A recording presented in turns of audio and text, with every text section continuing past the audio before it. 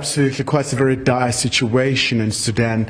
There has been a screening of a documentary really just getting into the layers of this ongoing conflict, a massive humanitarian crisis facing the African continent. So many panelists really have been exploring what can be done to mitigate a very, very horrendous situation. But joining us now is a Deputy Director from the Department of International Relations, Ms. Kwame. So once again, ma'am, thank you so much for your time. During the course of the post-screening discussion, you were just talking about this conflict. It's been going on for some time, and the screening really showed the sexual assaults, how the women are subjected to these atrocities, but also the civilians. But we know of the role that South Africa has played. We know that President Ramaphosa has been engaging with, all the warring factions in this conflict. Yes. The war in Sudan has been raging since 15 April 2023, so it's been more than 2 years. And the humanitarian disaster and the crisis that is unfolding there is very grave. And South Africa and the AU is very seized with this matter. As you may be aware, the AU has established several mechanisms to deal with the conflict in Sudan, ranging from the expanded mechanism, and the PSC of the AU is also very much seized with the matter.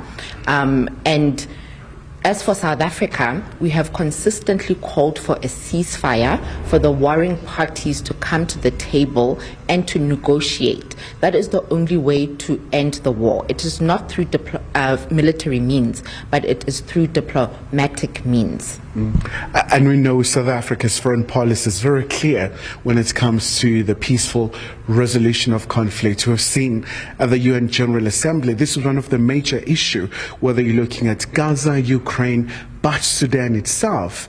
But I suppose the key question now is what can be done in terms of making sure that humanitarian aid gets in, but also making sure that the warring factions are being cajoled to see the importance of peace talks.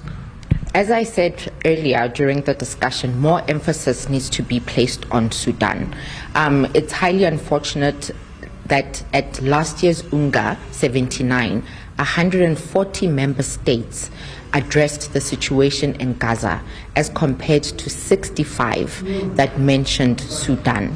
So more needs to be done by the international community and the continent. There is donor fatigue, but we cannot be tired, and we can't stop helping Sudan solve its humanitarian crises. We know with the cuts of USAID and ODA in general that humanitarian funding gaps are very large on the continent, and we need to think of innovative solutions.